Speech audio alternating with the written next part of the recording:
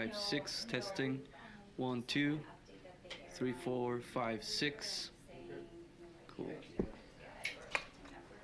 because the fire's still burning really bad, right? So they won't know until it's, not rank 4 or 5 or whatever it was burning, right? So, Yeah, it's just happened everything so quickly. Obviously, knowing that it's sparked last night, and here we are, just waiting for the. Good enough room there.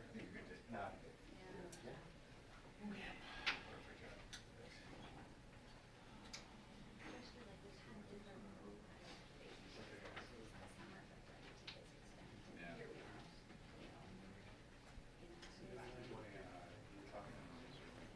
I don't know. Yeah, I think I got disconnected after. Are you still getting, you got, Largest evacuation. yeah, you got a good signal and everything, is it okay?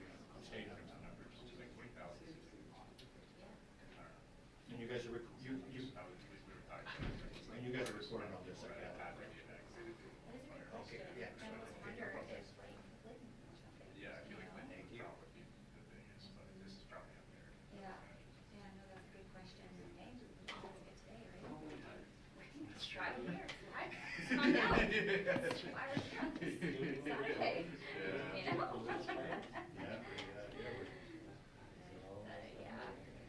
And are you doing hosting the show again this afternoon? Yeah, I'm hosting this evening and then trying to. Yes, I Because we have a reporter that unfortunately had a late start this morning and he's on his way to somewhere now.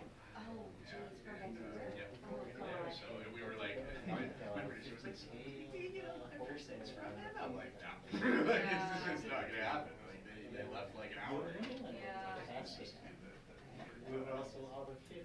Yeah, I'm just, we're gonna look at Canada, this, and I couldn't live with obviously Anchor Disc and we'll see Jeez, yeah. this job is really rough. That's a lot. Yeah, honestly, it's not that bad. Like, I'm kind of like barred from doing any on cams on the weekend because it would just look weird if I throw it myself. Totally. There, Right, so right. That makes it a little bit So easier. everything's going with you and your family? Yeah, gathering and then Yeah. putting together a pack and then Yeah, Anchor. and So we're living in Toronto. I don't throw it myself, but yes, I would throw it. Oh. So I just have to write it in a way that South sounds good.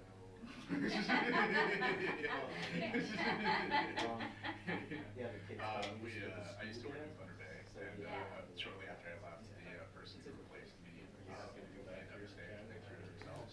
And Simon Edison sent me that clip, and he's just like, I miss you already. I'm like, Aw. that happens, rookie mistake, you know? Yeah. And that was a great place to make your mistakes. Totally. It'd be nice to make them every week, but, there I can get away with it. I get Like when it. you talk with the kids, they can be not so friendly. Yeah. This girl was learning, And right? he's still, I mean, he's improved a lot, but he's still struggling. Maybe get a good, once you get a good friend, you can change things sometimes. You connect with somebody. Well, I'm hoping, because he's going to Hey, Jeff, son. in September, so. You don't have to kind of go the wrong way, maybe. Oh, Sometimes they're okay. people Yeah, approach I them, won't, they're nice to check. me, but I don't like it.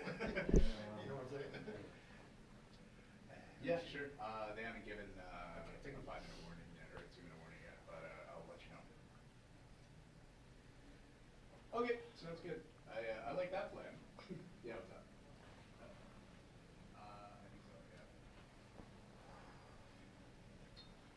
Chad Harris says hi to you, I think. Who are you saying hi to? Once you travel around up at she's from Canada. No, that's not you. You're not Tara. I don't know what Tara is. Anyways, I don't know what Tara is. Very good. Oh, I see, okay. But yeah, I don't think she's here. But, Nowadays. yeah, you put me in an awkward position. You can't identify. I'm just kidding. Yeah, I will let you know. Hold on just one second. God, that's so embarrassing. How long do you think until we're ready to go? The goal is to start at 1, but Okay. Could be delayed potentially. I don't think so. Maybe a minute or 2. 1 o'clock seems to be the opening. Earlier we start. You reckon it's gonna be- We don't have to, you know, you could. Oh, yeah. Yeah, well, I mean, we got time right now. I can kind of give you the plan that I kind of laid out for her.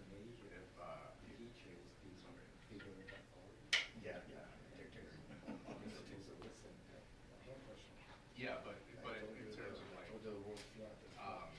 yeah, but I'm just, so, okay, so yeah, let me just hear what your plan is then. Outside the country, not good. Yeah.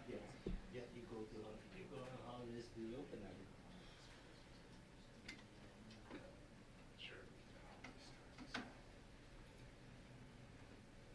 Like I say, I will bring an extra battery, and I forgot to bring one, you know, sometimes it's good for now on the way to it. If they ask me, they'll like, I see, okay, sure. you would expect that. Shoot up. Sure.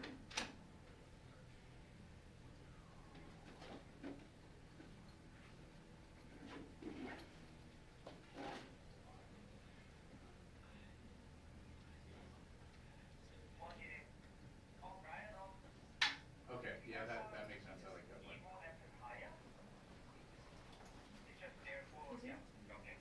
Right. No, not yet. We're just waiting for one of the wildfire service people to join the Zoom. Yeah. And we'll get started. Is it a couple more minutes, Nick, or? Yeah. Yeah. Oh, okay, yeah, we could talk more about it, I think we're about to get started here, so, yeah, okay, sounds good. Yeah, I'll he's there. let you go. Yeah, he's there. Chat more after, I'll Yeah. call you right back. We got Nick. Yeah. Okay. Okay, thanks, Chad. Okay, Talk let's soon. do this.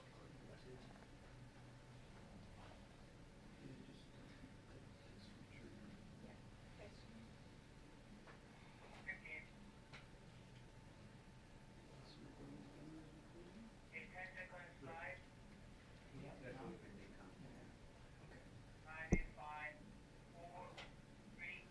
All good? Did you notice many changes, Yeah, is that yours? Anything needed?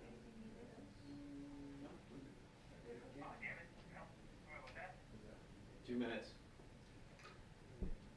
No, it's like a computer. Yes, I knew it was me. I'm so sorry. Oh my God, no, you don't worry about it. Was that Tara? I'm like, no, that's not her. I thought it was ask anyways. I know, I was like, is this guy psychic? Why is Yeah. it, why is he not I know, here? well, because he was, listening, live. Oh, Yeah. yes, that makes sense. So, yeah, psychic, same thing.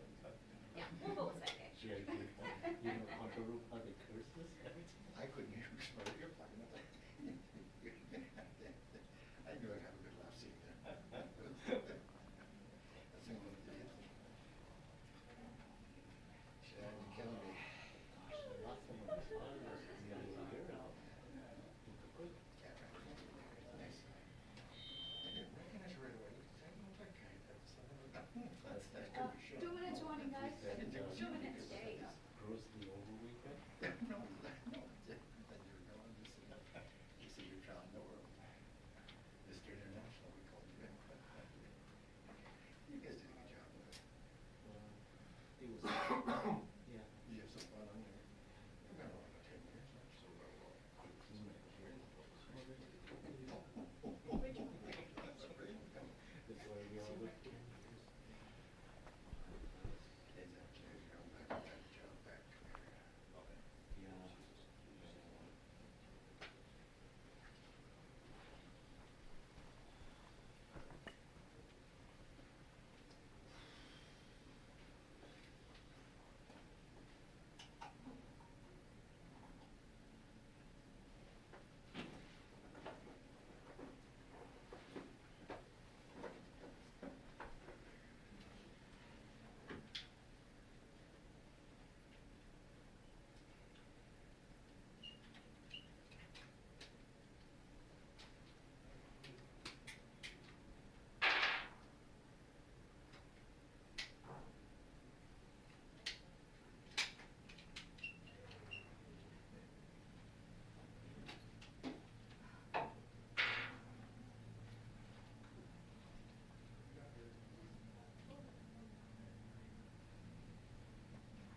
Can you confirm that Cliff's audio is, we can hear his audio? No, Oh, we don't have, can we do a quick audio check? just, what do you want to do? Just ask him to do it.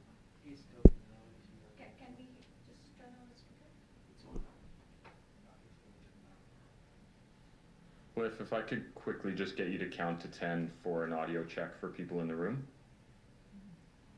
Yeah, you bet. 1, 2, 3, 4, 5, 6, 7, 8, 9, 10. Yes, we are good, yeah.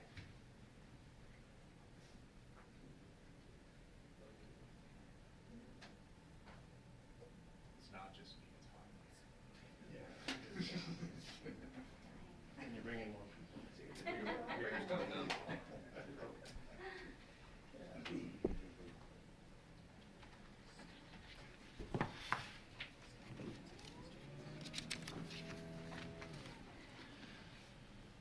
Good afternoon, everyone. This afternoon, many British Columbians are receiving devastating news from the South Okanagan. Since first reported yesterday evening, the Bald Range wildfire grew quickly and moved into the Summerland and surrounding areas. Homes have been lost and properties have been destroyed.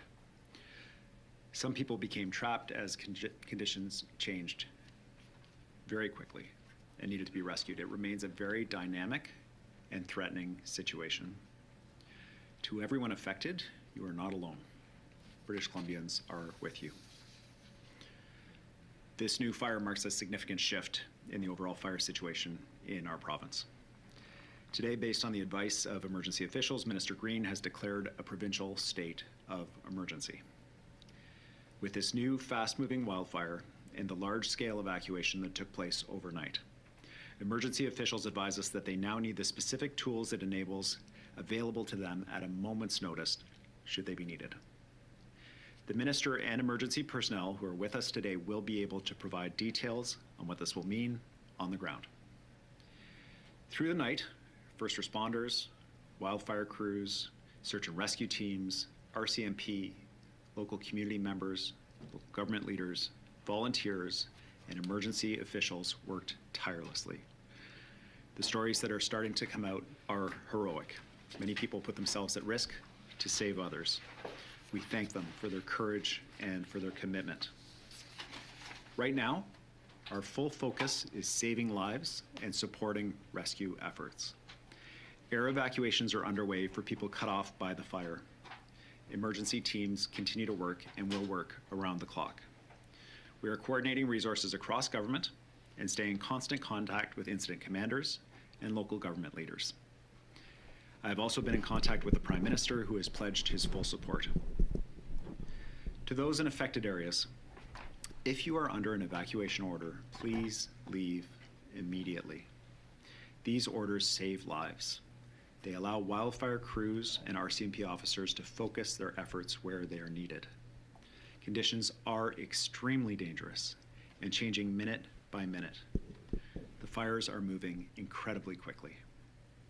Please follow the directions of local officials. I know many families are facing an unimaginable day today. People have lost their homes, and many people have been displaced. Others are waiting for news about loved ones. Support is being mobilized, including emergency accommodation and other essential services. A key focus right now is making sure evacuees have a safe place to go.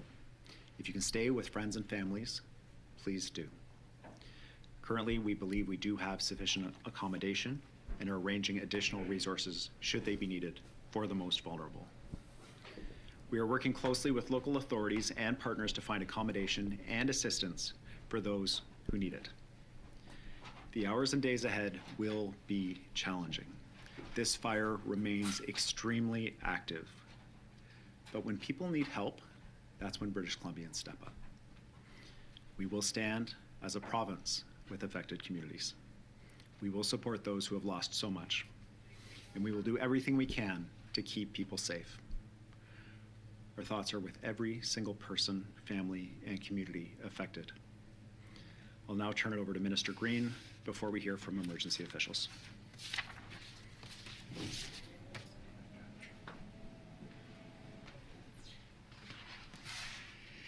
Thank you, Premier.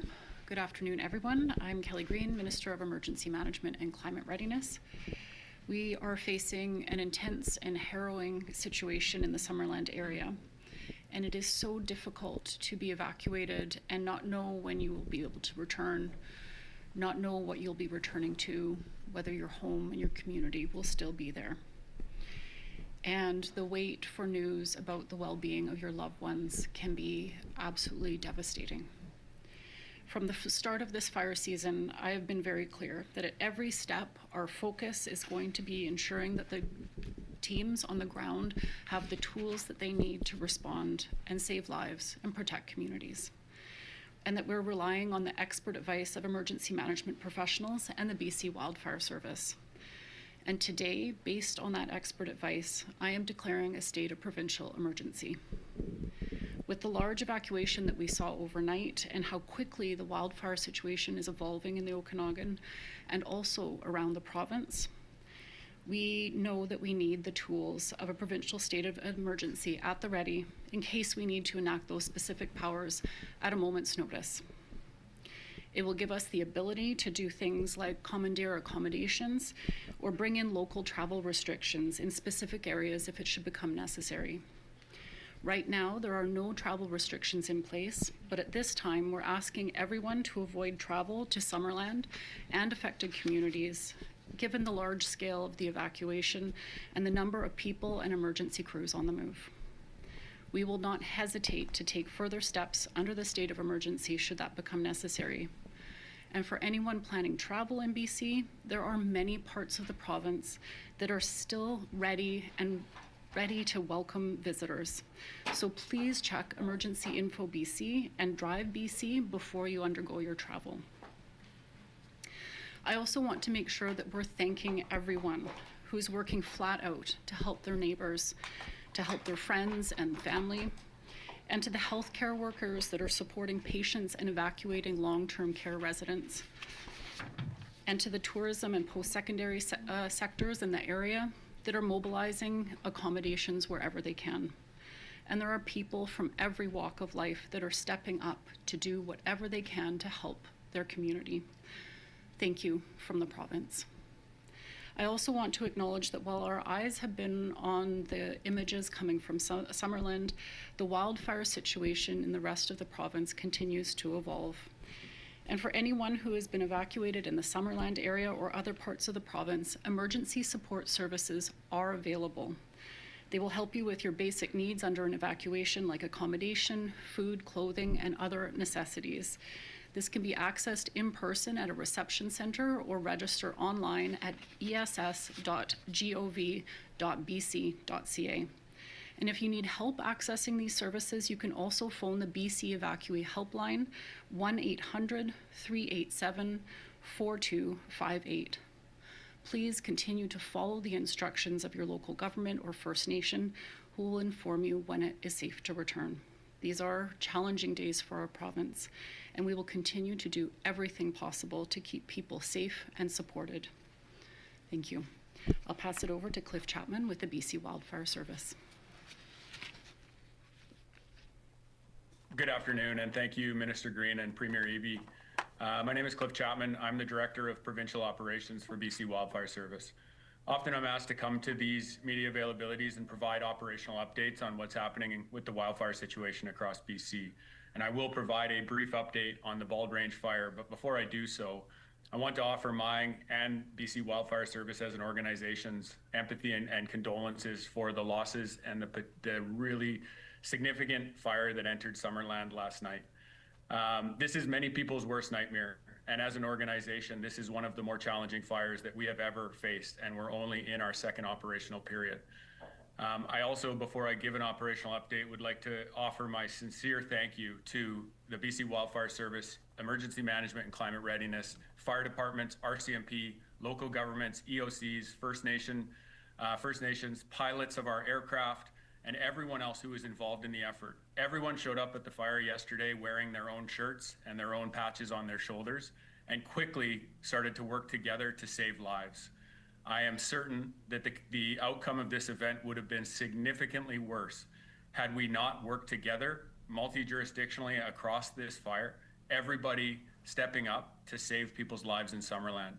Our firefighting aircraft quickly became evacuation aircraft. Our firefighting response crews quickly started knocking on doors to get people out of the way. We worked through the night to continue that effort with all agencies involved. And I I feel very strongly that many lives were saved because of the efforts of so many agencies, and some of which I haven't named. I am so honored to be part of an emergency management system in British Columbia where people come together in the time of need for those that are impacted. The fire in Summerland last night is going to continue to be challenging. It's going to continue to challenge us today as we see the smoke start to lift, as we saw yesterday. From an operational perspective, this fire, we are resourcing this fire significantly. We have an incident management team that is taking command. We have ground crews that were there overnight, all through the night, and they will be there, and they're showing up today. We're working with fire departments, we're working with contract crews, and we're working with anybody that we work with on all of our fires to support response to this incident. The fire made a run directly to the lake, and today we are focused on trying to build containment lines. We're continuing to do structure protection and structure defense. And as Premier Eby mentioned, we continue to do search and rescue efforts for those that are still behind the fire line. I am confident that this fire will be resourced as required, but I also want to stress that the conditions we face in BC right now, in particular in the southern third, are explosive. When we see a fire start, when we see the smoke lift, we are going to be challenged, and we may see fires do what we saw on this fire last night. I cannot stress enough that the conditions we are facing right now are conditions that we have never seen before.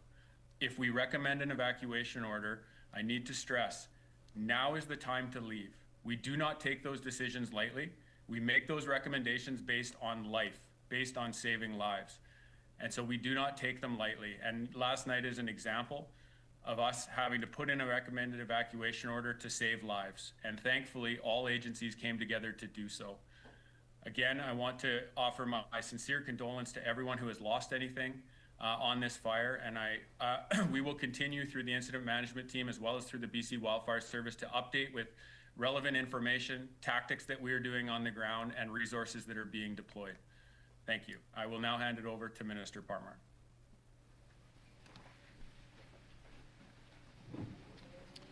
Thanks very much, Cliff. Good afternoon, everyone. My name is Ravi Parmar, and I have the honor to serve as British Columbia's Minister of Forests and the Minister responsible for the BC Wildfire Service. I want to join the Premier, Cliff, and all of my colleagues at the outset by acknowledging the extraordinary work of the BC Wildfire Service staff last night as the Bald Range fire grew intensely. They carried out exceptionally brave work, doing everything they could to protect people and families in an area under very challenging circumstances. Aerial response teams were converted to emergency evacuation personnel, utilizing our aircraft to safely relocate people trapped behind the fire lines. We understand from staff and from Cliff that 18 of our aircraft were used to rescue more than 50 individuals from the blaze. Heading into this fire season, we've worked to build up our provincial capacity given the year of drought and heat we are experiencing. We knew this was going to be a challenging wildfire season and a busy one. We've made investments wherever possible to secure equipment and infrastructure needed to improve our response, keep personnel safe, and mitigate the potential impacts of wildfires.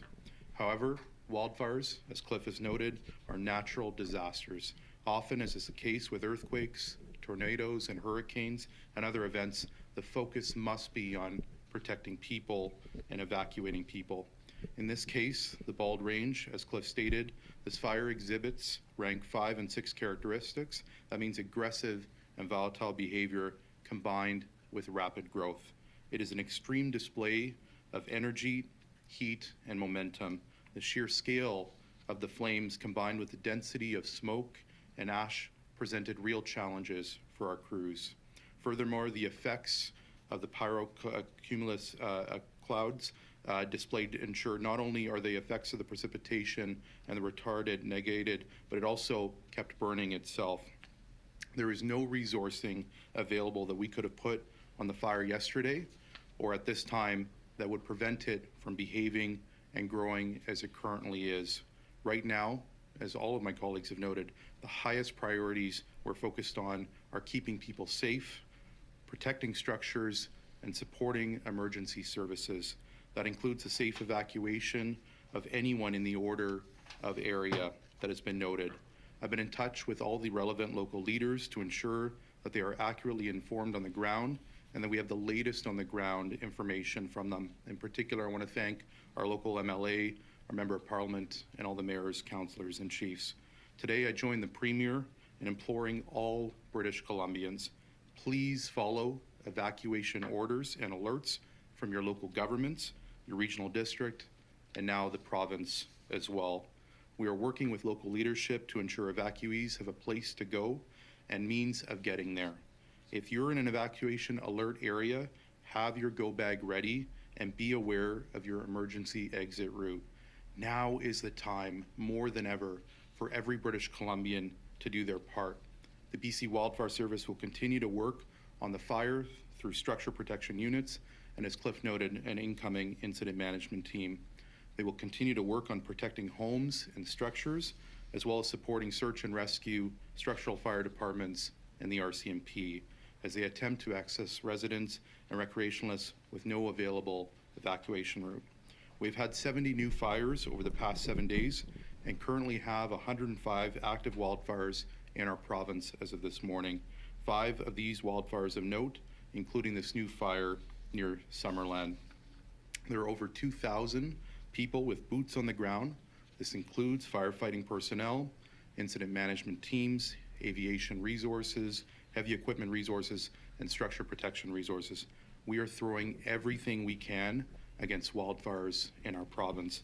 Again, I cannot thank enough. I cannot have enough gratitude for the BC Wildfire Service for their ongoing work to protect people from this fire. This has already been an immensely hard 24 hours and will continue to be so.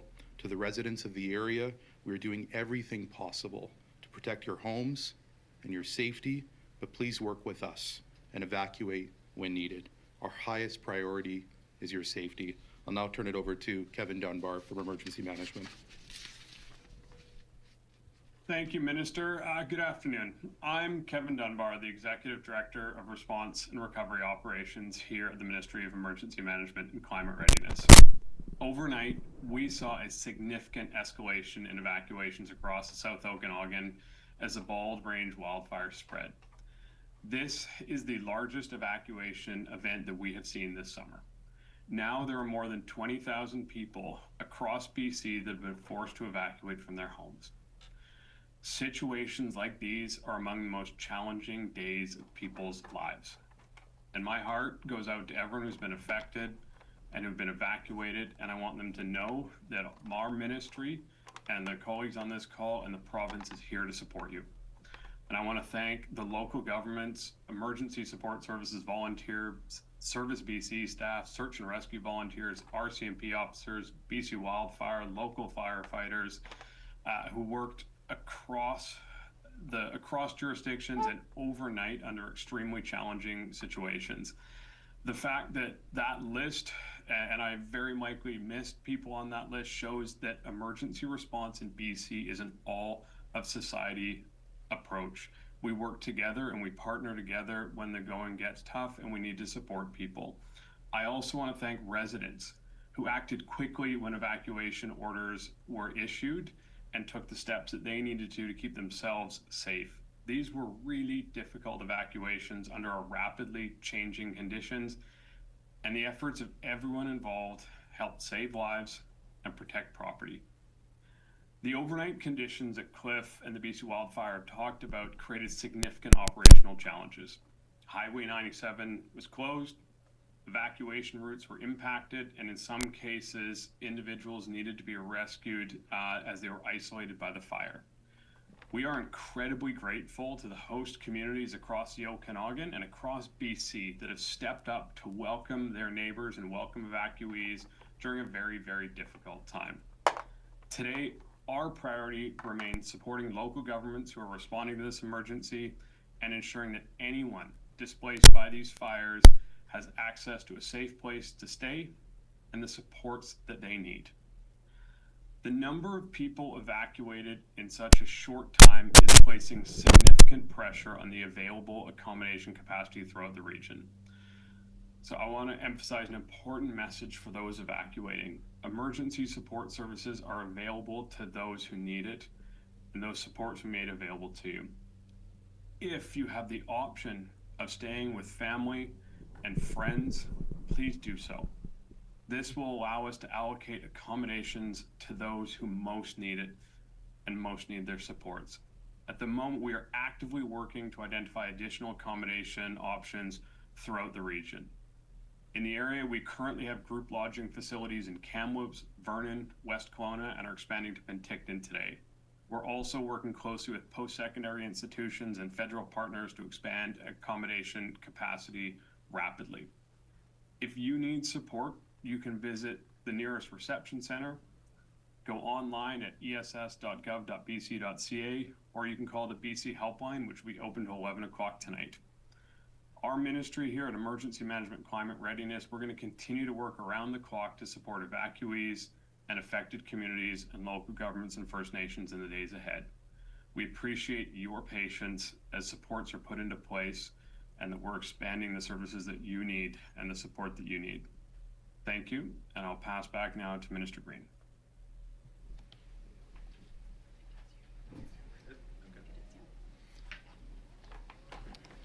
Okay, thanks very much, Cliff and Kevin, for the update. Thank you, Minister Green, Minister Parmar.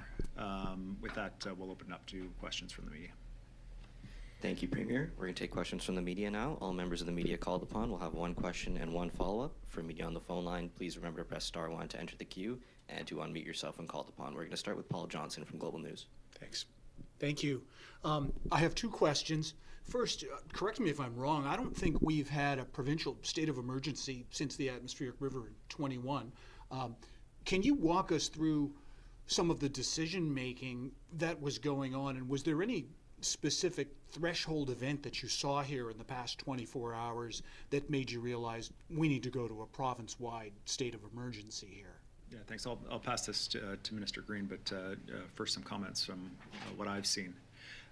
There was, you're correct, a state of emergency declared in 21 with the atmospheric river, but also in 23 with the fires, and that was mostly around travel restrictions to the Okanagan region, enabling that authority. For my part, hearing the briefings from the Wildfire Service, they are talking in terms that I haven't heard before. I heard the lead commander on the site, who was up all night briefing me this morning, talk about this being like a bomb going off in the Summerland region. The category 5 and 6 fires, the terminology they use, but it basically means that there's just the fire goes across the top of the trees. He described flames on a 100-foot tree, flames going 200 feet above that, and the fire creating its own weather system, which creates lightning, which then feeds on itself.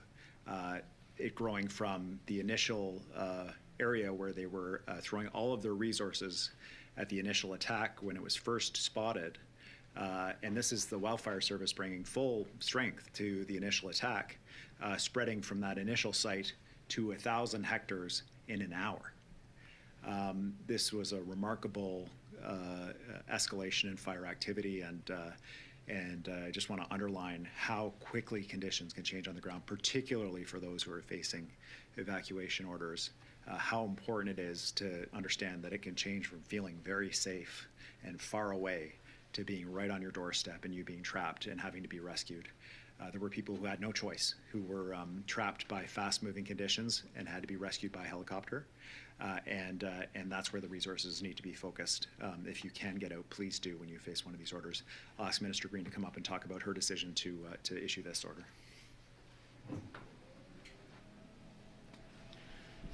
Thank you very much. We rely on expert advice from both emergency management personnel in my ministry as well as BC Wildfire Service. The conditions are clearly extremely volatile.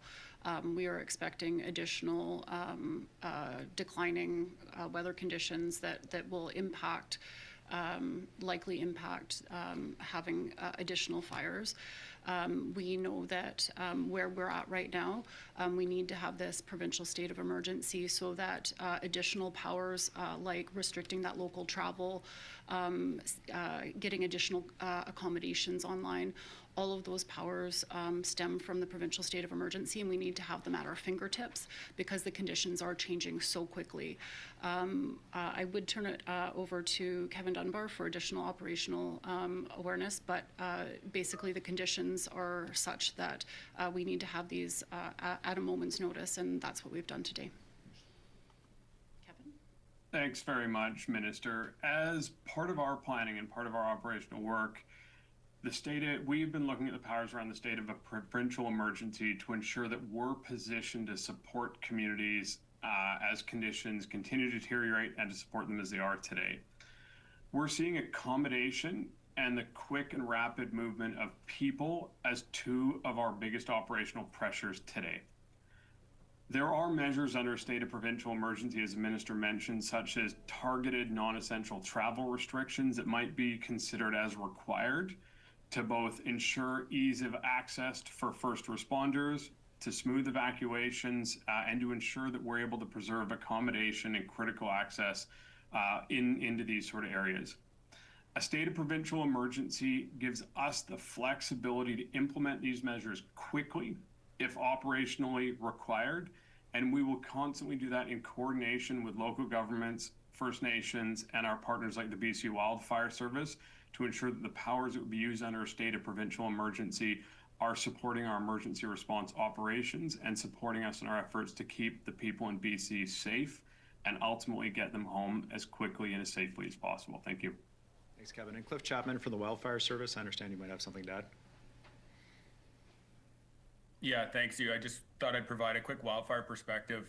From a BC Wildfire Service perspective, our major concern even heading into this weekend wasn't the fires that were already on the land base. It was the fires that could potentially hit the land base. And last night, obviously, we saw the most extreme version of that.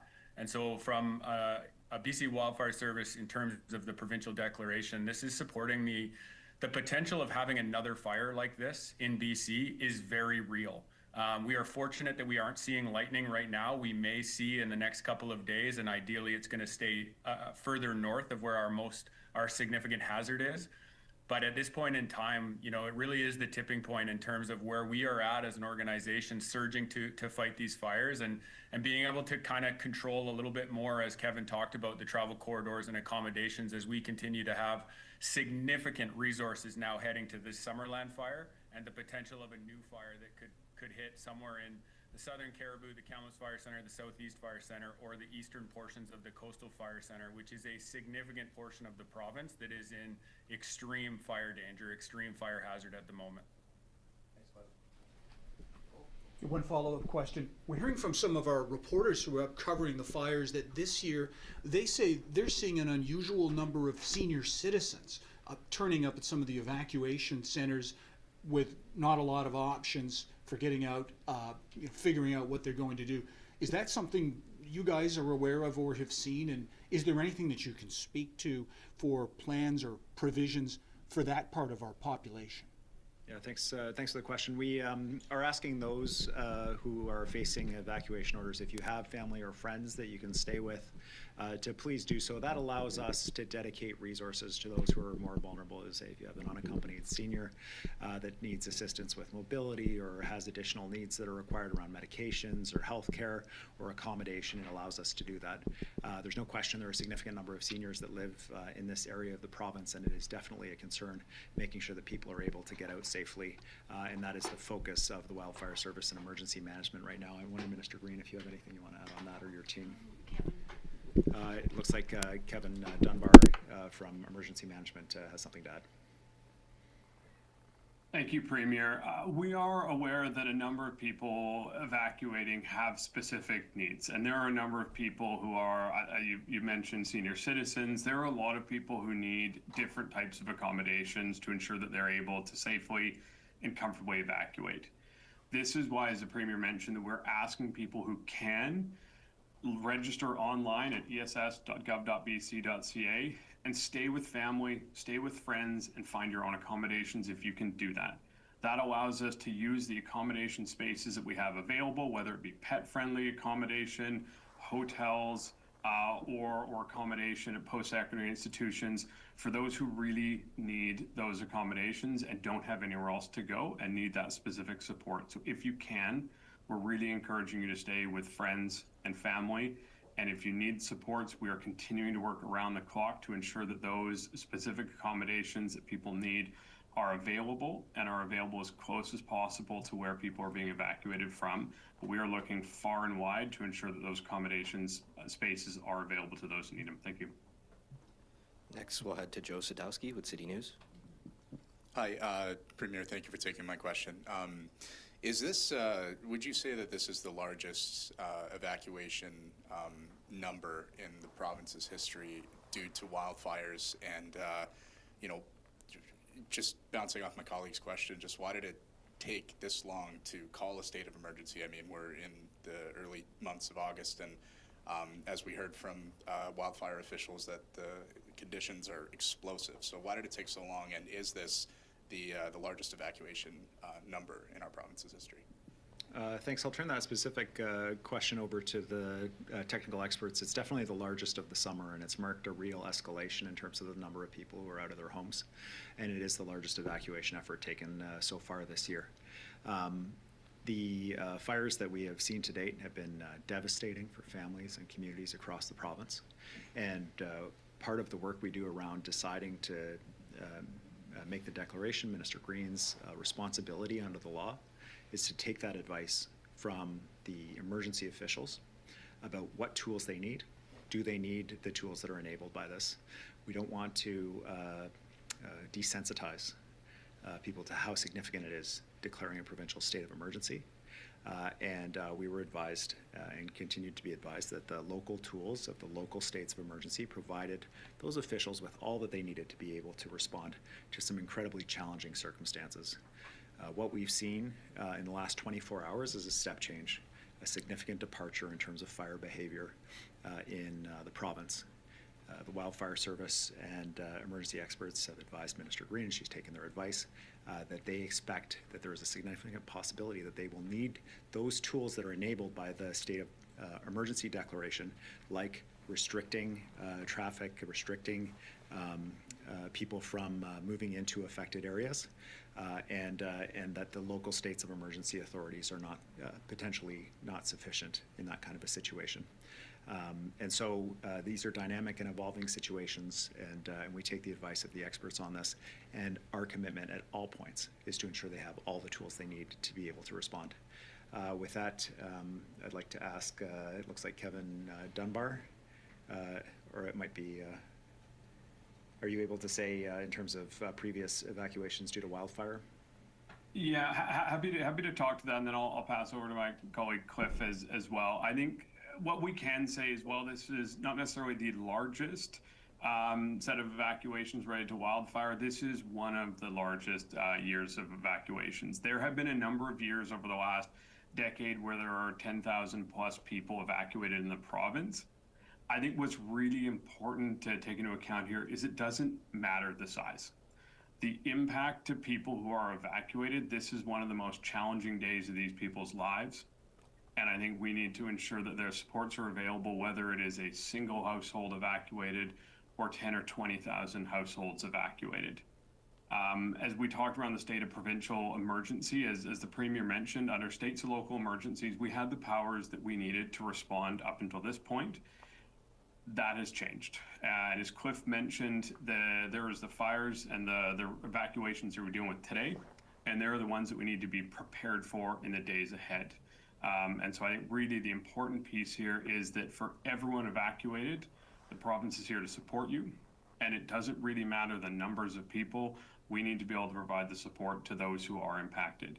What the numbers do, and so larger evacuations means that our accommodation and our resources are stretched, but we will continue to search across the province and ensure those are available. I'll pass over to my colleague Cliff Chapman. Yeah, thank you, Kevin. And I echo your sentiment that, the number doesn't matter. And I will, let me be clear, there will be more evacuation orders this year. I suspect that we are going to continue to see an expansion of evacuation orders on our current fires as the conditions continue to kind of deteriorate in terms of the fire behavior we are seeing, and as well as we saw last night, like the next new fire depending on its location. I also just want to take one moment to just recognize that there are many communities in BC that have been on evacuation order already this fire season for a significant period of time.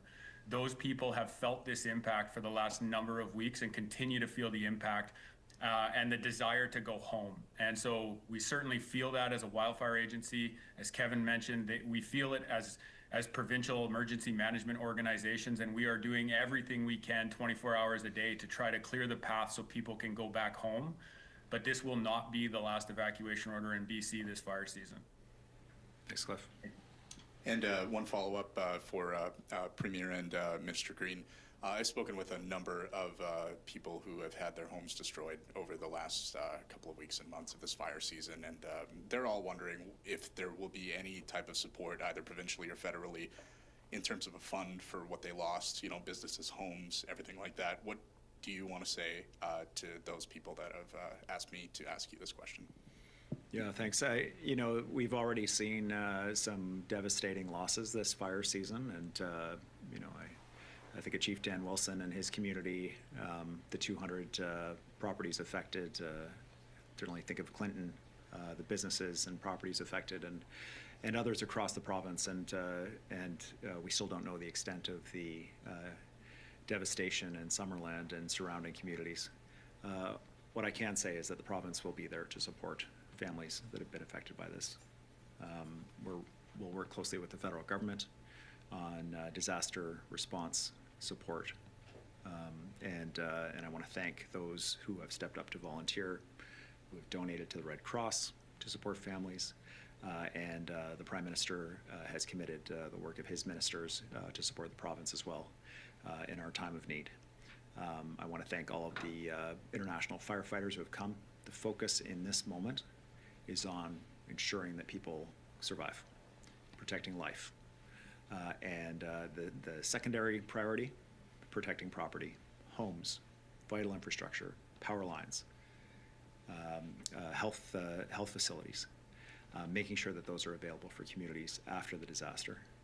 And so that's the focus right now, but it is clear that we'll be working on this for a long time to come, and supporting families for a while. Kelly, do you have anything on this? Okay, thanks. Hi there, Michelle Morton here with CBC. I'm just wondering, of course, we're hearing that some loved ones are having challenges connecting with each other. We heard earlier from officials that the focus is reuniting people. So can you tell me the specifics in how officials are working with residents to get them back together, especially when they're leaving at a moment's notice overnight and not being able to bring their belongings? Kelly, do you want this one or your team?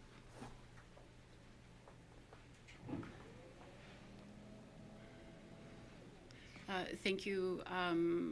It is an unimaginably difficult time when you can't reach your loved one. It's scary, and the moments feel like eternity. Especially, we're asking folks that are having difficulty reaching their loved ones, connect with the local RCMP. Also connect with your local reception center. As well, I know that there's a number of seniors in care homes that have been evacuated. That evacuation and resettlement of those seniors is ongoing. As soon as Interior Health is able, they will be setting up communications with the affected families, but they want to make sure that everybody is settled first, and that they're safe in their new accommodations, and then that work will continue. I've been in contact with my colleague, Minister of Health, and I know that her teams are taking a look at that right now. With that, I'll also turn it over to Kevin Dunbar for additional comment. Thanks very much, Minister, and I understand the question. There is a lot of uncertainty at the moment. This is a rapidly evolving situation. There are a lot of unknowns. I think, as the Minister mentioned, there are staff and volunteers at reception centers throughout the Okanagan, and they are there to support with both the direct supports you need, emergency support services, and they're there to help make connections into other services as well, including connections into the RCMP and into local governments as well. Those volunteers are working around the clock. and they're there to help you. So if you have questions, you can go to the local volunteers at the reception centers. They'll be able to pull the information together, and it may not be immediate, but they will be able to start to connect you into services. I'd also just want to say a thank you to everyone who's continuing to show patience as our reception centers work through an extremely large volume of people that were evacuated last night to ensure that they get the supports they need. The reception centers and the BC Helpline are working through a large volume of supports at the moment. So again, a huge thank you to everyone who's continued to show patience as we ensure that people get the support they need. Thank you. Thank you, and I do have a follow-up. We understand, of course, that a lot of firefighters came from out of town, Mexico, Quebec, Yukon, and that was before a fire of this magnitude even sparked. So where are the resources going to come from to attack this one, knowing that it's growing at the rate it is? Thanks. I'll pass this over to Minister Parmar. You know, it's one of the legacies, unfortunately, of the horrific fire seasons we've had previously, that the Wildfire Service has, after each fire season, looked back and seen how are we going to improve things for the next time. Part of those improvements have been significant provincial investments in predictive software and technology forecasting to be able to try to anticipate what the fires are going to look like and try to have the resources in place as much as possible before rather than after the fact. I think there's been some some reasonable critiques in the past that by the time the international firefighters show up, the firefighters from other jurisdictions show up, things are kind of under control and the moment is really past.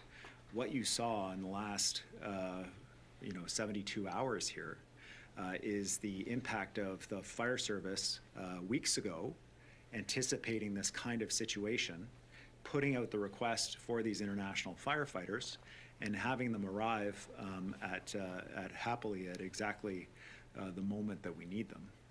And so it's actually evidence of a remarkable improvement in the forecasting ability of the Wildfire Service that we're not making the call today for those international resources, that we're actually deploying them to the site today. Which is a significant improvement in forecasting. I want to thank everyone involved in ensuring that we got here. But with that said, I'd like to turn over to the Minister to talk about the fire resources we have and the challenge that's ahead in the coming weeks. Thank you, Premier, and thank you for the question. And I'll turn it over to my colleague Cliff to add in as well. Last night was a very challenging night for the BC Wildfire Service and for all of our firefighting professionals. We have over 500 wildland firefighters and incident management team professionals from across the world. As the Premier and Cliff have acknowledged, as did I, resources within Canada and certainly from Mexico and Australia as well. I think the tough thing for our crews, given the circumstances of this fire in particular, is there is no more resources that could have been put on this fire to deal with the particular challenges that this fire created. And I know that is very hard for people to deal with. And in particular, I think it's important for me to acknowledge this is really difficult for our wildland firefighters. Last night, our wildland firefighters didn't just fight fires, they also helped safely evacuate people, literally over 50 people with our aerial equipment in their time of need. And so while we'll continue to look at resourcing from a wildfire perspective here in British Columbia, continue our partnerships with other jurisdictions, it's really important for me to acknowledge once again that there are no more resources that could have been put on this fire. It is the responsibility of Cliff, it is the responsibility of the BC Wildfire Service to ensure that our wildland firefighters and our aerial fleet are protected and we're not putting them at harm's way. I'll turn it over to Cliff as well. Thank you for the question, and thank you, Minister. I think you've covered the majority of it. What I would add, and I spoke about this earlier in the week, is this year and really in the last number of years, we have asked for resources ahead of needing them for active wildfires. We ask for them because we know that our own staff are going to get fatigued, and we need to make sure that they get adequate rest. And so the resources arriving in the province, we didn't necessarily have an active incident to assign them to, and we are working through obviously actively assigning them now.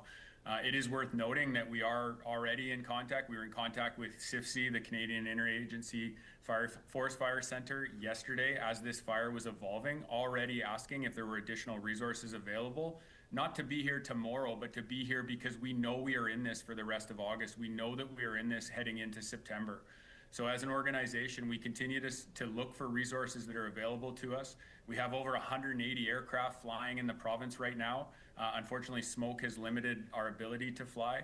And I just want to stress one more piece, which is the conditions right now are so volatile that ground crews alone are not going to put these fires out. It is going to be the collective effort that you see on the ground with fire departments, with local governments, with our contract community, with industry, with BC Wildfire Service, and everyone else who is supporting response to these incidents. It will be a collective effort. And even if we all put our best foot forward, there are going to be fires like we saw last night where they are going to challenge our control lines. They're going to challenge us from the moment they start until obviously we see what occurred last night. So again, we will continue to look for resources. We have, well over 3,000 in the province if you look at our connection with fire departments and contractors as well as our own organization, and we will continue to look for more. We'll head to Brianna Charlebois with the Canadian Press. Awesome. Thank you so much. I know we've kind of talked about it a little bit, but what resources that the state of emergency allows are we putting in imminently, or do you plan to put in first, I suppose? Well, first, the good news is that there is no restriction on accessing resources that is overcome by the state of emergency declaration. In other words, we have full access to resources, whether they're federal resources, provincial resources, local government resources. It's not like the United States in that way here. We have a different system. What it enables for us, though, is significant. They are authorities for the minister to be able to issue directions to British Columbians that otherwise wouldn't be lawful. Do not travel to this area. You may not gouge on prices for these particular resources. There is a rationing of fuel like we saw in the 2021 atmospheric river. Those extraordinary authorities for the minister are what's enabled by the state of emergency declaration. And it's those kinds of authorities that we're worried that we're going to need, especially given, as Cliff has talked about, the concern about what the next fire is going to look like and the way that this last fire in Summerland has behaved and is currently behaving. With that, Minister.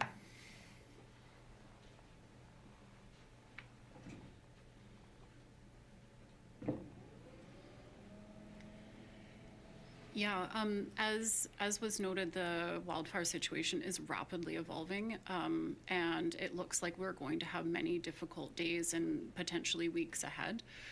The provincial state of emergency enables, as the Premier said, very specific powers to be able to support our personnel in emergency management, supporting evacuees, as well as BC Wildfire Service, things like local travel bans or accessing accommodation that wouldn't otherwise be available. These are really important resources, but it is different from the United States. We, under our normal conditions, we can access all of the resources that we need to fight a wildfire, as well as respond to any other emergency. We don't unlock additional funding or resources with a provincial state of emergency. The provincial state of emergency enables specific powers to support our response. Okay, great. I know in the past we have called in the Army. I guess what are the discussions around that? Is it time for that? When might it, if it's not the time now? Thanks. We know that as the situation evolves, we need to be able to have additional resources. My ministry is in constant contact with my federal counterparts ministry, Minister Olszewski, and connected with her today. We will be requesting some assistance from the federal government, but the details of that are being worked out at the staff level. But certainly if we need resources, we won't hesitate to contact our federal counterparts and do everything that we can to protect people and protect communities. Thank you, everyone. That concludes today's media availability.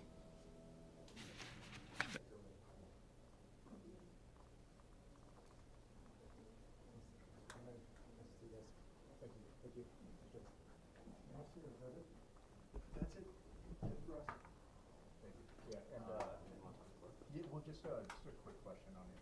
I know it's probably Well, they'll